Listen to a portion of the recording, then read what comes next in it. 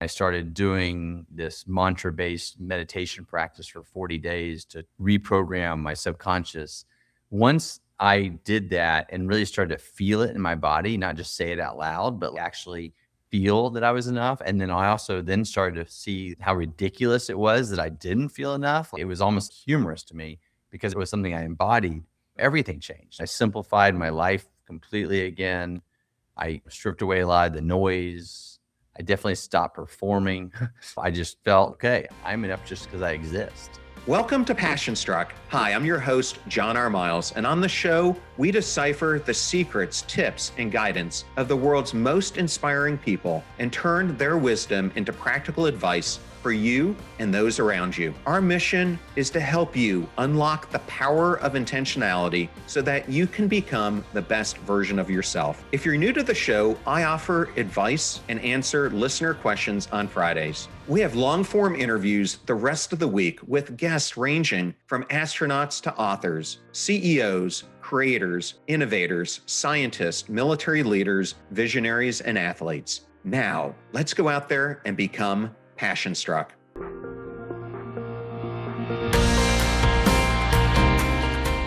I am so honored today to welcome Blake Mycoskie to Passion Struck. Blake, so great to meet you. Hey, John, thank you so much for having me on the show. I'm ecstatic to have you here, and I'm excited to talk about your brand new initiative that's all near and dear to my heart. When people hear of your story, Blake, it's often told of one of impact, millions of lives touched. You donated over 100 million shoes when you were overseeing Tom's. It became one of the most iconic, purpose-driven companies of our time.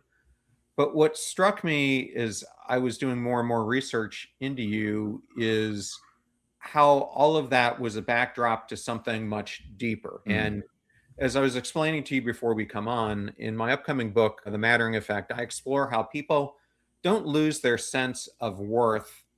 They slowly, I believe, lose their sense of mattering. And it's not in one moment. I describe it as a gradual disappearance that happens when life looks like it's working on the outside, but it isn't on the inside.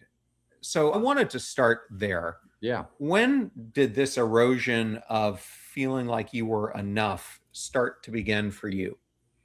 Yeah, I think it became very obvious after I sold the company.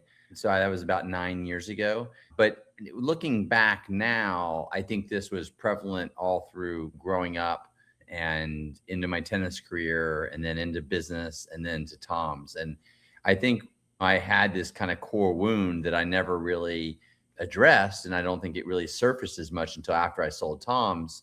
But it was the fact that I just never felt that I was enough. And I think so much of my drive and ambition and starting 5 companies before Tom's, and then my desire to really help the world and help people, kids get shoes, was all tied to this kind of deep need for external validation because I didn't feel that I was enough just as I was. And I think it really came to light once I sold the company, and then I should have been feeling at my best. I helped 100 million kids get shoes. I made hundreds of millions of dollars myself. I had this great family, and that still wasn't enough. And I still didn't feel that intrinsic sense of worth. And that's when I was really faced with that wound that had probably been there since I was a kid. Well, that's where I wanted to go to next, because something you don't know about me is similar to you. From the age of 3 or 4, I was introduced to tennis and played competitive tennis all throughout my adolescence, up to the point where when I went to college, I had also gotten into competitive running, and it became a choice between, am I going to do Division I tennis or Division I cross country and track? And I ended up picking the latter, but probably experienced a lot of what you experienced as you were going through that period of your life. How much do you think of your early identity was shaped by that performance culture that we both know is around tennis?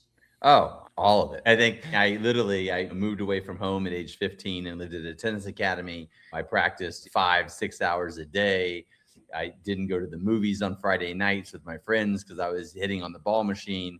My whole identity was based around being a competitive tennis player and a great competitive tennis player. it's hard because you don't have teammates, right? It's all on you. So there's a lot of pressure for someone who's young and feeling like they needed to win. And so, yeah, I think so much of my identity was based on that. And then I think I changed that identity for the identity of a young entrepreneur. I started my first company when I was 18 years old. I dropped out of college. And then I went from Blake, the great tennis player, to Blake, the great young entrepreneur.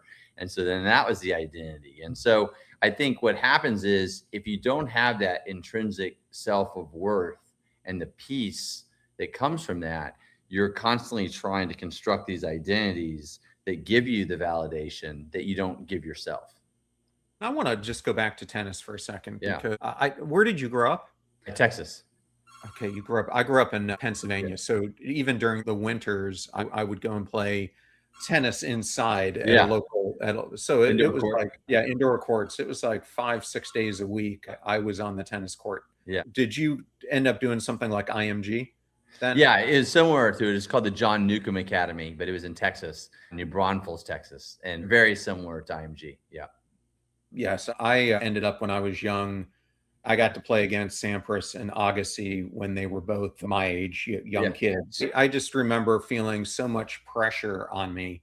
And it wasn't necessarily pressure my parents were putting on me. It was personal pressure that I had to perform. Did you feel the same thing? Yeah, John, we had the exact same story there because I think a lot of people get that wrong. They assume that I had crazy tennis parents that put all this pressure on me and I didn't get love unless I won. That was not the case at all. My parents are like, if anything, they probably thought I was a little bit crazy, how much drive and pressure I was putting on myself. And so it really did come from this intrinsic drive that I had. And I just think I was born with it. And then I think the feeling of not feeling enough, one thing that's hard about competitive tennis, I was like the best player in my town and I was one of the best players in my state. But when I went to national tournaments, I would lose pretty early in the tournaments. And so I was losing a lot more than I was winning really in tournament play. So that's not really good when you already are putting your value based on your performance in that sport. So my tennis career, I wouldn't say like help. It probably made my feeling of not feeling enough greater, not better. Another thing that happened uncanny is when I was running competitively at the Naval Academy, I got injured during my sophomore year. Sounds like you had something similar for you. Yeah. That was my Achilles tendon injury. But that was actually turned out to be like a great blessing because I wasn't going to become a pro tennis player yet. I was organizing my life as if I was. And then when I had that injury and I wasn't able to play for 8 months, it really had me rethink, well, what do I want to do with my life? And what am I doing to build on my future? And I ended up starting my first business and it was a laundry business. And I learned a lot and we grew it. Surprisingly, we grew it to like 5 universities. And it got so big that I had to drop out of college because I had like 40 employees and I was like 18 years old. But I never would have probably started that business if that injury didn't happen. So I actually look back on it as a blessing in reality.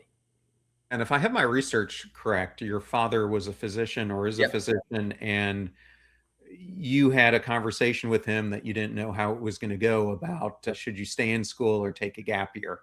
And I think it's a great story. It was really a beautiful moment. I'll never forget it. I was actually driving in one of my laundry vans at the SMU campus in Dallas, right around the rotunda.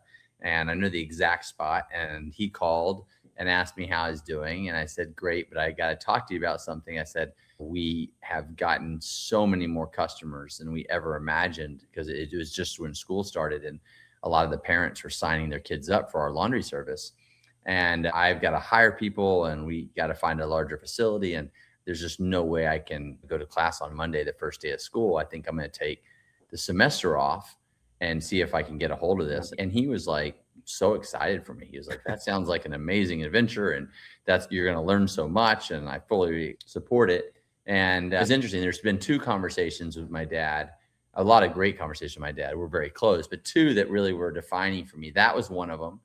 And then the other one was, and I've shared this with a few people, but I went on the entrepreneurial path. I dropped out of college. I had some success in the laundry business. Then I had some failure when I tried to launch a cable television network and I lost a lot of money. And then I had a little bit of success with this online driver's ed company. And I just bounced around between kind of successes and failures as an entrepreneur for about a decade.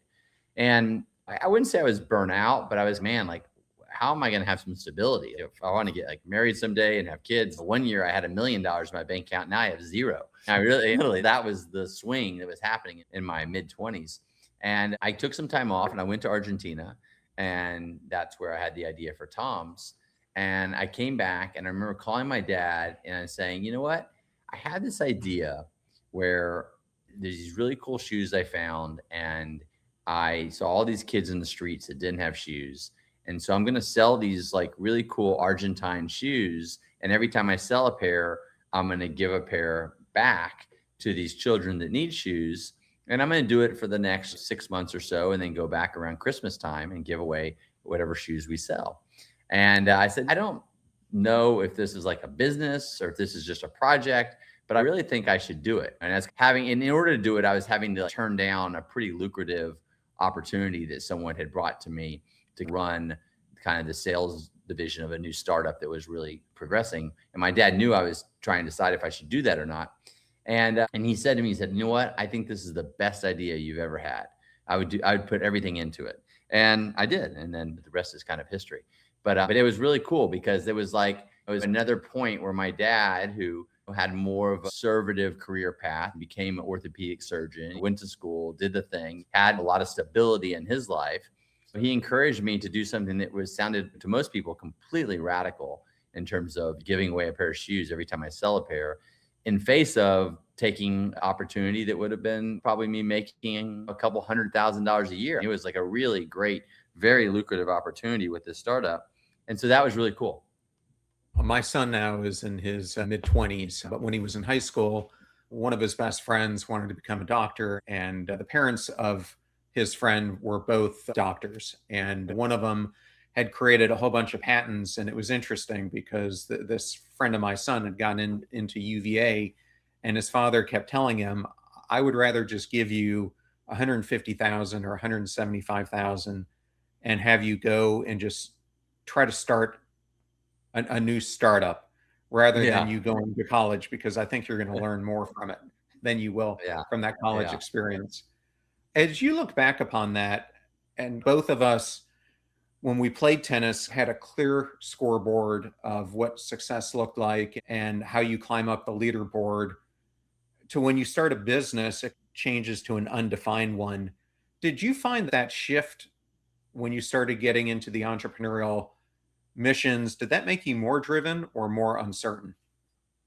That's a good question. I think that as I went into my entrepreneurial career, and even today, like I'm involved in 3 startups right now, I don't think it necessarily is about drive as much as it is curiosity. For me, like I love to help solve problems, or I love to help people with something that maybe I struggled with. And because I struggled for almost 7 years with my mental health, which I know we'll get into, I'm much more inclined to be investing in and mentoring entrepreneurs that are working in the mental health space.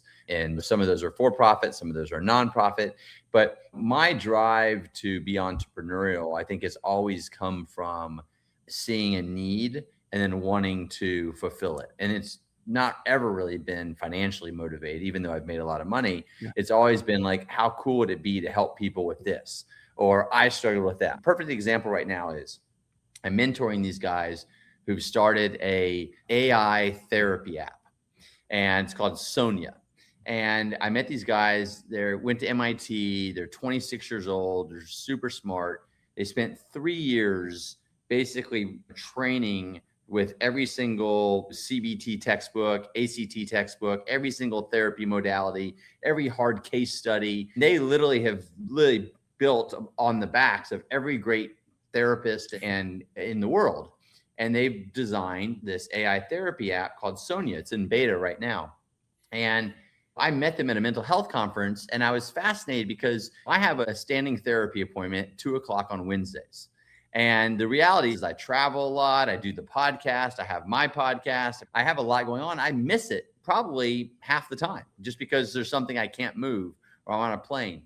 And what was so amazing, and the reason I tried it out, was I found that sometimes I might wake up with some anxiety on 5 a.m. on a Tuesday. Well, my therapist isn't available to talk to me, and I don't want to wake up a friend. So now I go to the AI therapy app, and I've been doing it for 6 months now. And it is the most remarkable thing I've ever dealt with in my life when it comes to mental health. Wow. Like it remembers every conversation. It's trained in every model. So I know enough about therapy that I can make, oh, it's using CBT right now to talk to me about kind of processing this emotion or this disagreement I had with my ex-wife or this anxiety I feel about one of these investments I made, which I really can't put enough time on. It's amazing. And so for me, like I am putting a disproportionate, I'm not even an investor. I'm just like friends with these guys and I'm advising them. I might invest. I don't know if they get further along, but I'm putting so much energy in this just because it's been so helpful to me. And then I introduced it to my dad and some other people and they're all using it. And so I don't know. It's just like, I guess that's how my brain works when it's like this. I follow like Joseph Campbell, who wrote A Hero's Journey, always said, follow your bliss.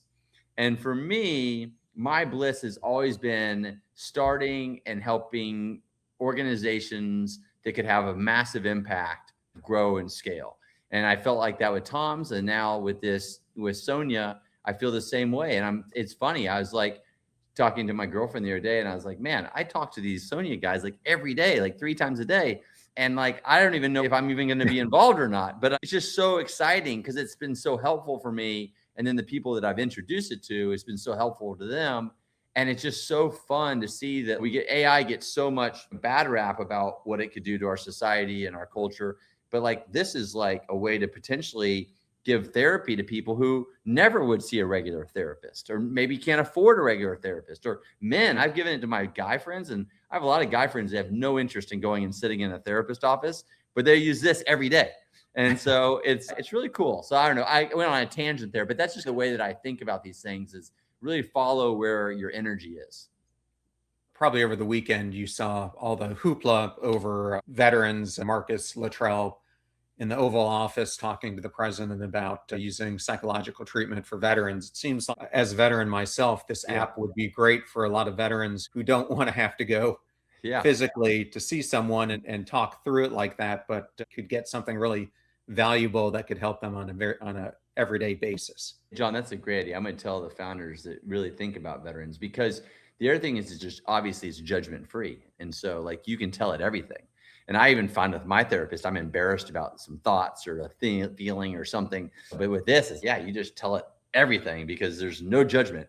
And that's how you can actually get the best help. And I think veterans would be a great market to test it with. Like something you said, and then I'm going to get into your story again, but Sure. something that you said that I just wanted to highlight is, are you friends with Jim McKelvey, or know who he is? No, I don't know who he is. No. So Jim and Dorsey founded Square. Oh, okay. I'm familiar with Square. Yeah.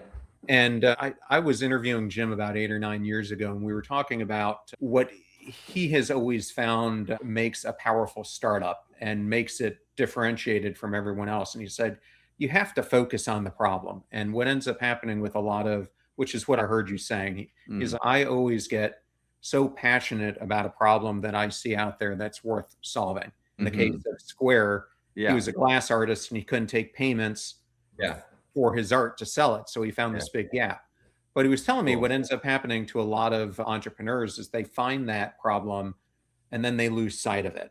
And as they encounter difficulties along the way, as you all do, always do, you seem to get further and further away from the problem. And it seemed to me during your whole tenure at Tom's that you really understood that problem and then it fueled the whole mission. Yeah. Is that a clear way to think about it? I think that's a great way. And I think that when organizations falter is when you stop focusing on the problem. And I think that was a little bit of what happened to me with Tom's. I think over the years, I went from, here I am trying to give kids shoes, and I'm spending a lot of time not just selling shoes, but giving shoes. But then as a business got bigger and you have a whole giving department now that's responsible for the giving shoes, I got more removed from the mission and more focused on presenting to Nordstrom's. And not that there's anything wrong with that, but I do think me and others at Tom's, we lost touch with the mission of it. And I think that over time, is also what motivated me to do it in the first place. So I lost motivation as well. So I wouldn't say it was more like it had a negative effect on the business, but just personal motivation to be doing it every day and to be working hard and to be traveling so much and to be doing all this it was harder and harder to do the further I was removed from the act of actually putting shoes on kids' feet. Yeah, that's exactly where I was going to go. So I'm glad you answered it, because Yeah, I had a suspicion that you were moving farther and farther away of actually feeling the impact you were creating. totally. And you reached this point where you're operating a lot on momentum rather than that feel. And that's what's so fun about running the Enough program right now is like I am so connected to the stories and people giving the bracelets and wearing the bracelets. And I did a TED talk last week in Vancouver, and Ted gave everyone a bracelet on the way out, and I saw 1,500 people wearing it and then talking about how they were going to give the next one to their son or to their daughter or their best friend, or one was going to send it to their mom for always making them feel enough. And so I'm right at the epicenter right now of seeing the impact of what this Enough movement is doing already, even though we're only 4 months old. And I'm very aware that is so important for me to always stay in that place. So I think I learned that through Tom's. And I think now, no matter how big or small Enough is, I will continue to make sure that the bulk of my time with it isn't in the supply chain and selling and donations, and more in the really connecting with people who the bracelet is making a difference in their life. I want to come back to this bracelet in just a Sure. second, but I want to go to your pain point. Are you familiar with who Tony Sway is? No. Founded Zappos. He founded Zappos. Oh, Tony Shea. Yeah, sorry. Yes, of Yeah, course. yes. I did one of the last interviews with him weeks before he Wow. unfortunately lost his life. And I remember him talking about, not on screen, but off screen, that just something for him felt off in a big way. Yeah. And I think part of it was at that point, they'd already been acquired by Amazon, and he felt the whole culture of the company dwindling away from him. But I think internally, obviously, it was dwindling away for him as well. When did you realize that moment Mm. when something was off and that all the success that you had, all the accolades, everything else wasn't fixing it? Probably about a year after I sold. I think the excitement, and I moved to Jackson Hole and I built this house and did all the things that people probably do when they have financial freedom for the first time in their life. And once the kind of buzz of that wore off, and I was faced with, wow, I did all that and I don't feel any better or any different. And if anything, I really miss the early days of Tom's when I felt so much connection to my purpose and what mattered. And what was so scary about it was I didn't know how to fix it. All the other times in my life, I felt like I figured out a way to fix it. And then I was just left with, man, I built the company. I helped a lot of people. I made all this money. I got married. I have kids. I have this house, and I still feel this shitty. What the, And so then it's really hard because there's nothing I could do. Now, looking back, that should have been the beginning of the inner journey that I went on, which ultimately led me to a big healing. But I was just not capable of going within yet. And so that started the beginning of what became a really dark period in my life. And probably not, I remember the day I got the news with Tony. I knew Tony, and I was in a pretty dark place when I heard that news. And it woke me up a little bit to, man, I need to get some help because this might not end well if I don't. And that was around, I did get some help then, and it did help for a little while. It wasn't ultimately the help that helped me break through and get back to myself. Yeah, I had about 5 years that were really difficult, and then about 2 that were very dangerous. It's interesting. I interviewed Esther Dyson about 18 months ago, who knew Tony extremely well. And when I asked her about the whole situation, the way she described it was she used the words negligent suicide. Yeah. And when she used those, it was really an awakening for me. Yeah. Because I don't think, from the research I've done, that people necessarily lose their worth. I think what ends up happening over time is we lose our ability to feel it. Yeah. I know for me, what I went through was I just started to feel more and more numb. Yeah. And I couldn't put a word to it because it happened so gradually. It was just like the world felt less alive, and I Yeah. couldn't figure out why it just didn't seem as bright day to day for me as it used to. Is that kind of how you felt about it as well? Yeah, yeah. I think that numb feeling was there. And then I think in the case of me, I started then trying to figure out anything and everything I could do to feel better. My hat says no magic pill because that's the name of my podcast that I'm launching in May. And it's all about the fact that there is no one path to good mental health. There is no one path to mental wellness. And so what I found during that time is I just kept searching for anything outside of myself Yeah. that could make me feel something. And ultimately, I realized that it was a combination of things: a great therapist, some really important core wound, inner child work. It was some psychedelics. There's a combination of things that really helped me find my true self again and make changes in my life to be more aligned so that I was living with more integrity. Because I think that's a big part of it too, is there's that feeling of numbness, but there's also a feeling of little compromises you make over and over time. And then you wake up and you're like, I'm not even living the life that I believe in anymore. And that was definitely the case for me. And so, yeah, so I think that for me, looking back, in some ways, I'm grateful that I tried all these different things and transmagnetic brain stimulation and ashrams in India and silent retreats in California and all different types of therapy, because now I have the opportunity to help guide people to what might work for them. And it's one of the things that I really love doing. And I never would be able to do it had I not gone through the suffering. So I think of it as depression isn't something that happened to me. It's something that actually happened for me because it's led me to my next purpose. Yeah. Well, I always firmly believe that we're best positioned to serve the person we once were. Yeah, I love that. That's a great phrase. Yeah.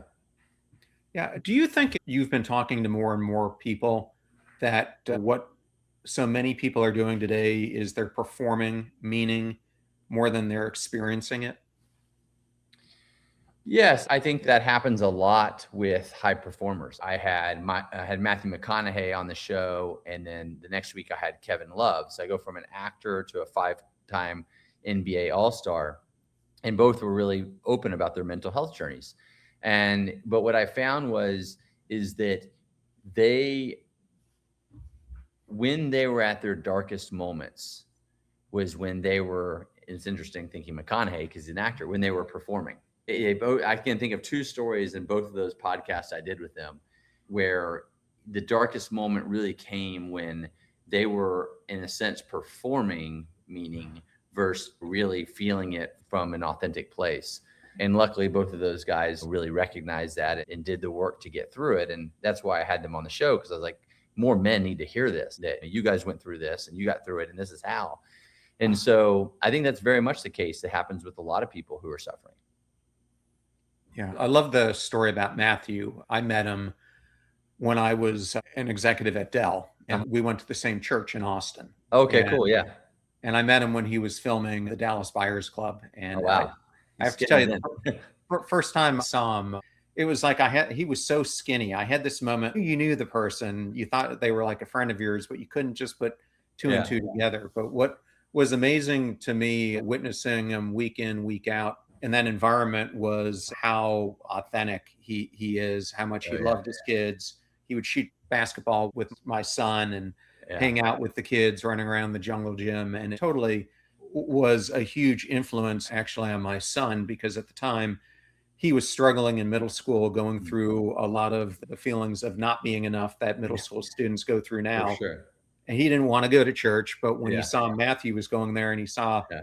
how much he was into it, it kind of changed his whole reality there. I'm very grateful for that time that we got to spend with him. Yeah, you'll have to listen. The episode comes out on May 5th with him, and it's awesome. He is, like you said, so authentic, incredible storyteller, but also just had a lot of really good practical life lessons to share, especially with men. I learned so much from that interview. It was one of my favorites.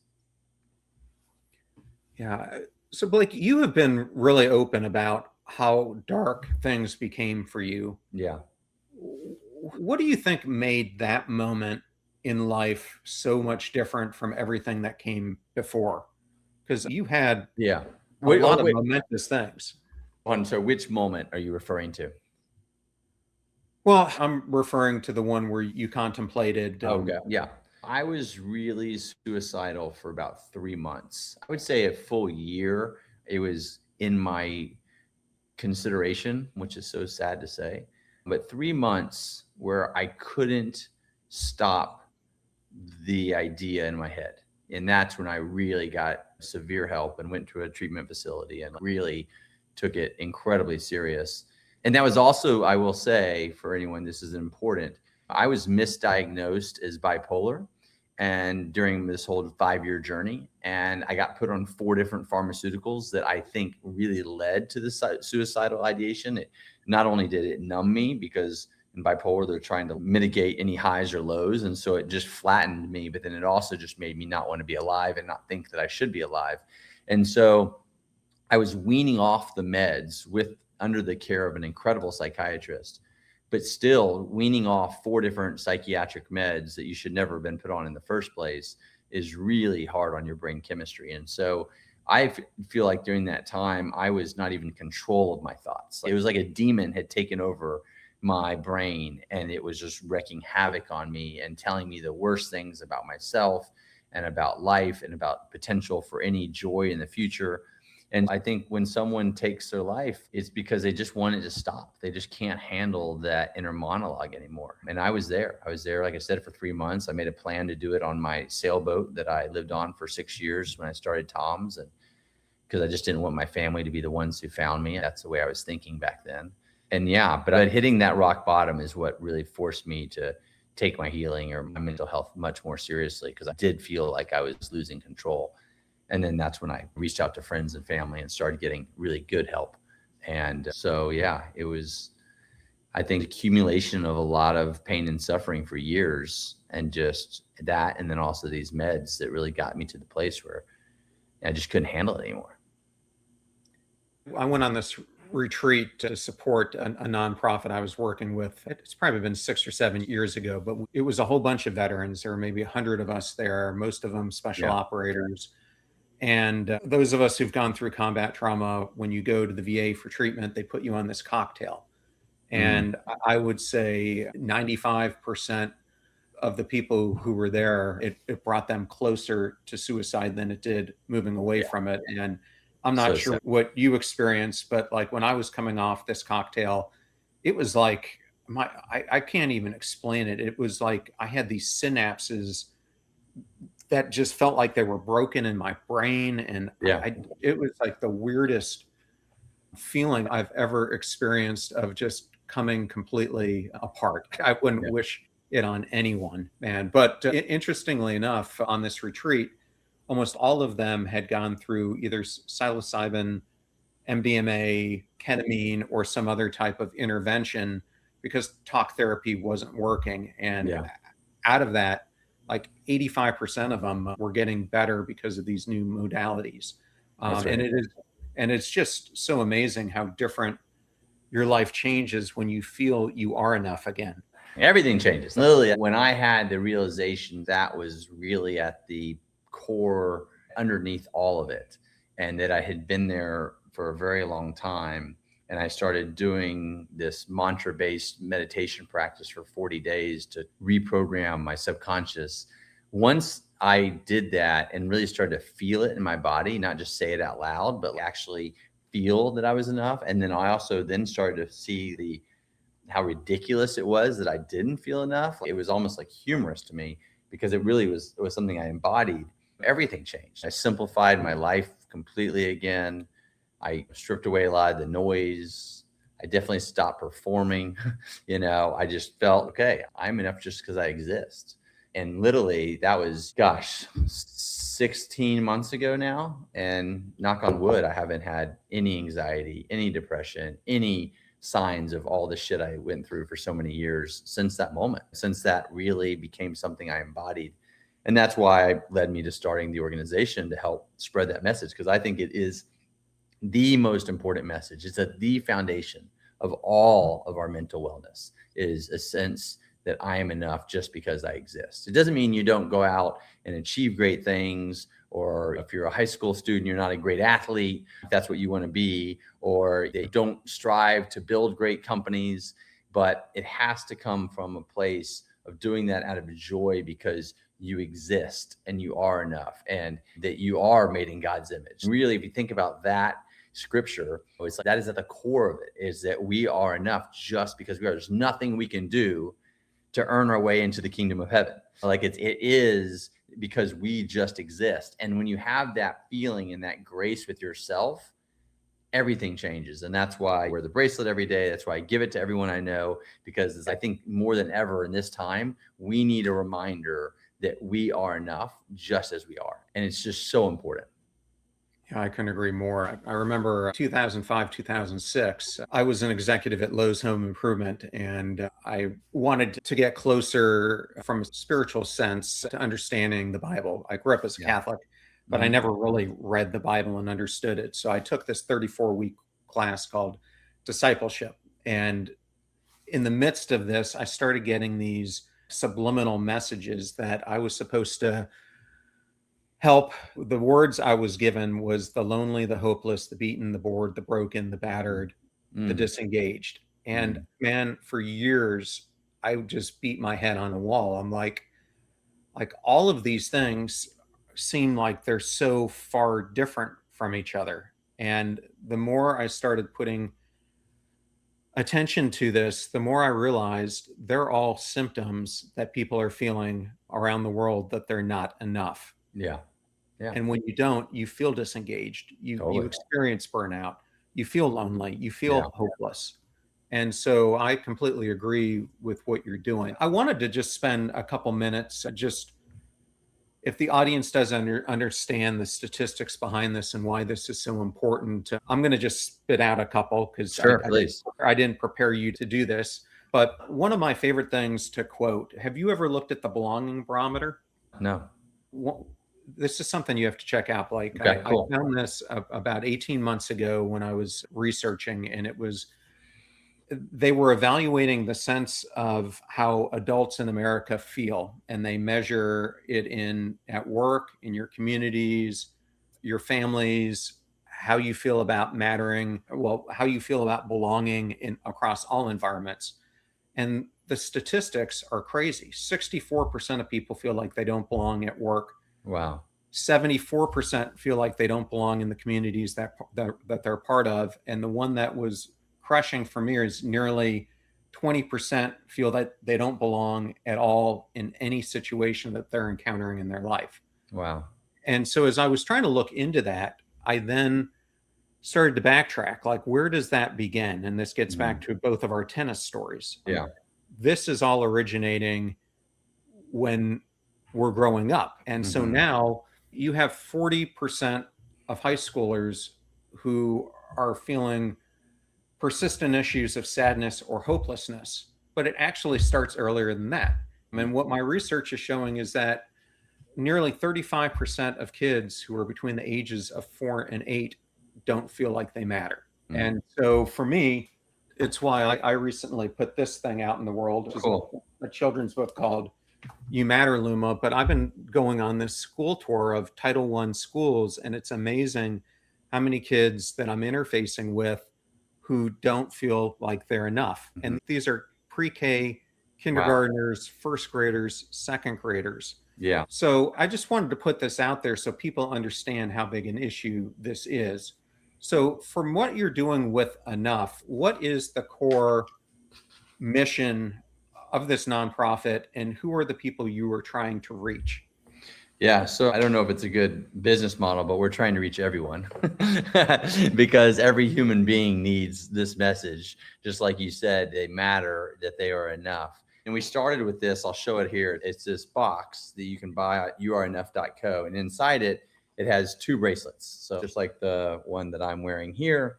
And there's these beautiful beaded bracelets, and there's one for you to wear and then one for you to give to someone else. And really, for me, That's the transformation that happens. When you share a bracelet with another person, you are telling them you are enough, just as you are. And sometimes that can be make the biggest difference in someone's life. The other thing is that when you wear the bracelet, what we're trying to do is use it as a signal to those around you to say, you can talk to me. You can tell me how you're really doing. This is not abstract. The research is 100% clear. Telling one person how you're really doing lowers self-harm dramatically, because then you have that bond to someone. You have someone to call when you're having a really hard day to confide in. And so we look at the bracelet as something that is given to someone as a gift, that is worn as a daily reminder. Like for me, I just wear it as a reminder every day that I'm enough. And I still have to remind myself of that some days. And then also as a way to thank someone. Well, I gave one to my mom because my mom has always made me feel enough. And so she wears it every day as knowing that she's always been that for me. And so she wears it with pride. And so people wear the Enough bracelet for different reasons. 100% of the profits go to mental health organizations. We have 5 partners now. A lot of the partners we're working with are really focused on helping high school students and college students, because I think at that stage, you're so impressionable.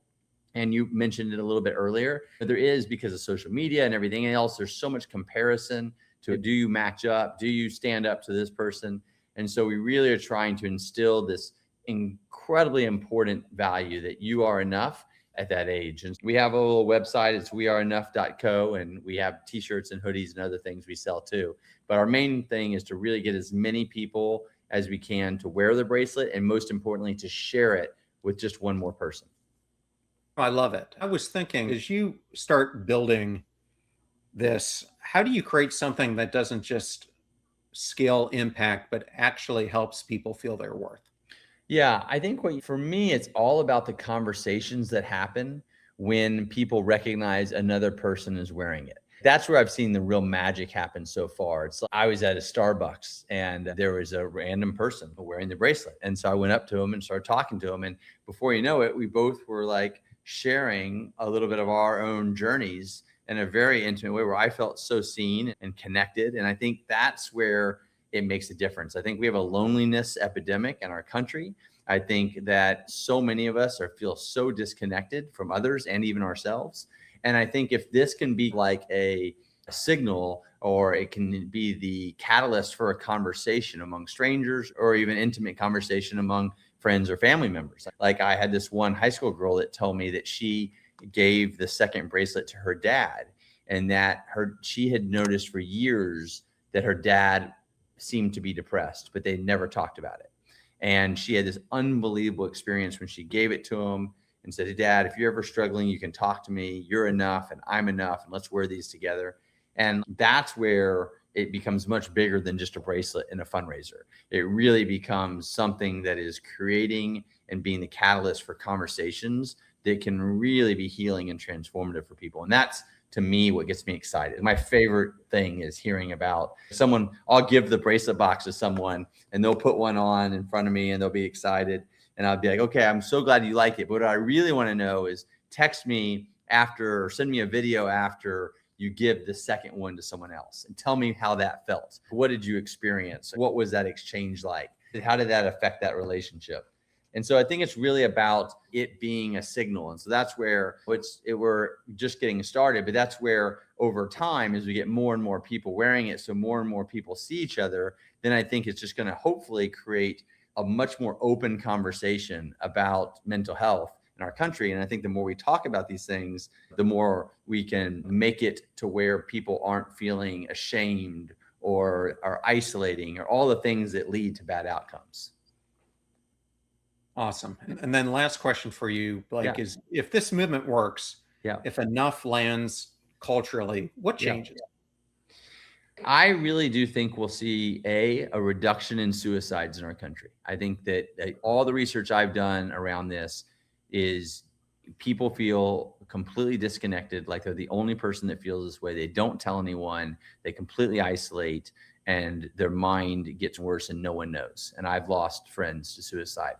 Had they had this bracelet and they were talking about it with someone, and they felt like they're in an environment where they could be more open at work or with family about how they're really feeling because someone gave them the bracelet, which created the conversation, I think those people will be around today. And that sounds really bold to think like a little green $24 bracelet can save lives, but I really believe it can. And I think the other thing it can do is it can help to really have people feel more connected around the fact that life is hard. And we are 50, and I read a statistic the other day from the US Department of Health said 50% of Americans will be diagnosed with a mental health condition during their lifetime. 50%. That's half of us, right? So if half of us are going to go through something, then why do we treat it like a failure when it happens, or we're shameful of it when it happens? 50% of us are also going to break a bone, and we don't make a big deal about that. We just get the damn bone fixed. So I think that's also what I'm hoping the Enough movement does, is by people wearing this bracelet, it raises the awareness that mental health is just part of health, and it's an important part of health. And the more that we can talk about it and share about it, then the less bad things will happen. Oh, Blake, it was an honor to have you here today. I'm so stoked about what you're building. Thank you for joining us on Passion Struck. It's been amazing. I've had so much fun.